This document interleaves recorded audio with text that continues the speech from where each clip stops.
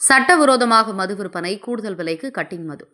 டாஸ்மாக் உயரதிகாரிகளின் ஆதரவுடன் படுஜோராக நடைபெறும் பாரில் மது விற்பனை. பாண்டிச்சேரியிலிருந்து மதுபானங்கள் கடத்தி வந்து தமிழக அரசு டாஸ்மாக் கடையில் விற்பனை செய்த கோபி தமிழக காவல்துறை கைது செய்து வேலூர் சிறை சென்றவர்தான் தற்போது அரசு மதுபான கூடம் நடத்தி வருகிறார். உரிய நடவடிக்கை எடுக்க சமூக ஆர்வலர்கள் மற்றும் பொதுமக்கள் கோரிக்கை விடுத்தனர். சென்னை அடுத்த நாகல்கேணி, குரோம்பேட்டை, பெருங்களத்தூர், இரும்புலியூர் சானிட்டோரியம் ரயில் நிலையம் அருகில் உள்ள பகுதியில் பல இடங்களில் 4144, 4122, 4453, 4323, 4335 எண் கொண்ட கடைகளில் மதுபான பார்களை நடத்தி வருபவர்கள் பாண்டி மற்றும் கோபி இருவரும்.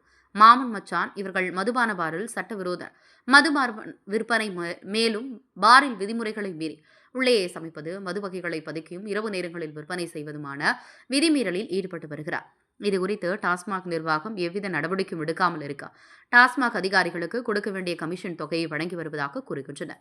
மேலும் தனது மதுக்கூடங்களில் மது வகைகள் கட்டிங் விற்கின்றனர். டாஸ்மாக் கடை திறந்திருக்கும் நேரத்தில் சில குறிப்பிட்ட பீர் வகைகளை கடைகளில் விற்காமல் மதுக்கூடத்தில் வைத்து கூடுதல் விலைக்கு விற்பனை செய்கிறார்.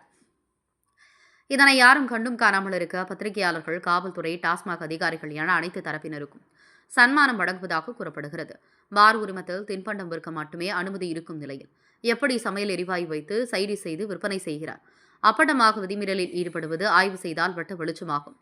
இதிலிருந்து தப்பிக்க போலீசாருக்கும் சுமத்தப்பட்ட அதிகாரிகளுக்கும் பணமள்ளி வீசி வருவதாகவும் கூறுகின்றனர்.